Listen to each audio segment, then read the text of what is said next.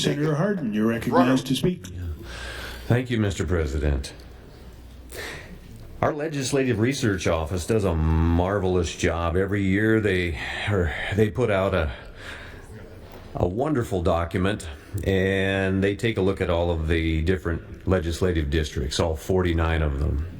And I'm looking at the one from this last biennium, and it's wonderful. I'm looking at my own District 48, and it covers statistics. It's full of things that you can view at a glance.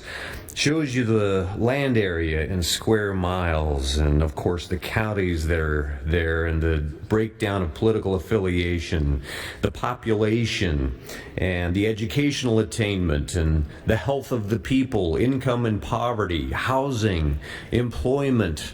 There are just so many things that in just a few minutes you can really get a pretty good idea through the statistics of what goes on in Scottsbluff, Banner, and Kimball County. And then it's fascinating to pick out a category and then to kind of quickly flip through the entire booklet, because if you're interested in a category, you can see what all 49 of them look like by looking in the same place as they go flipping by, and quickly get an idea of where you stand.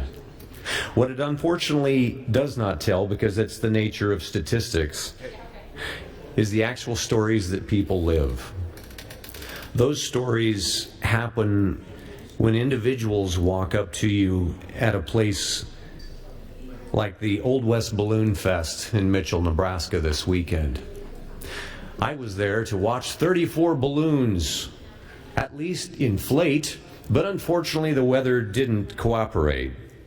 But we still had lots of people out in the wind and the rain. We were dreaming of balloons, but guess what we talked about instead? They managed to find the topic of property taxes. And since I was an easy target as the senator there, guess what? We discussed a whole bunch.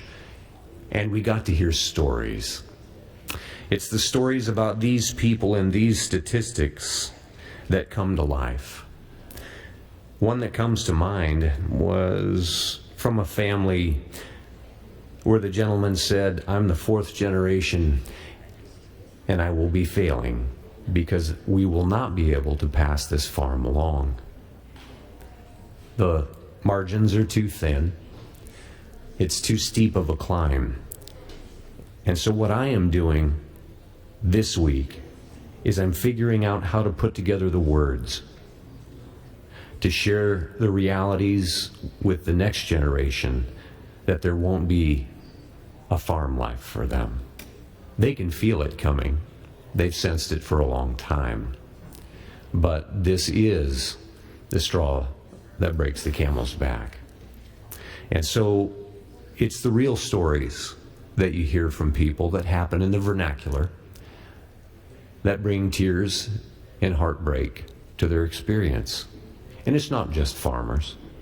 It's the folks who are in town and have jobs, or more seriously, in my view, is a lot of those folks who work those jobs for decades. They now have to put more money aside monthly in order to pay those twice-a-year tax bills than they originally had to pay for their mortgage. And they can't keep up with it. One of our neighbors had a garage sale in the last several days. It was their final garage sale because they're moving away. I would like to yield the rest of my time to Senator Erdman. Senator Erdman, you have 1 minute. Okay, I'll be brief. Thank you, Mr. President. I listened to Senator Von Gilleren say nobody has a plan. That's not a true statement. It's not even close. Senator Wayne had a plan. Several others had a plan. I have one. Had it for several years. And I know some of you were just here a couple of years and you may not have had a chance to read it or look at it. But it is a solution. It is the answer. And I will say this, and you can use it. This will be a decrease in the increase. Thank you. Thank you, Senator Erdman. Senator Meyer, you're recognized to speak. Thank you, Mr. Chairman.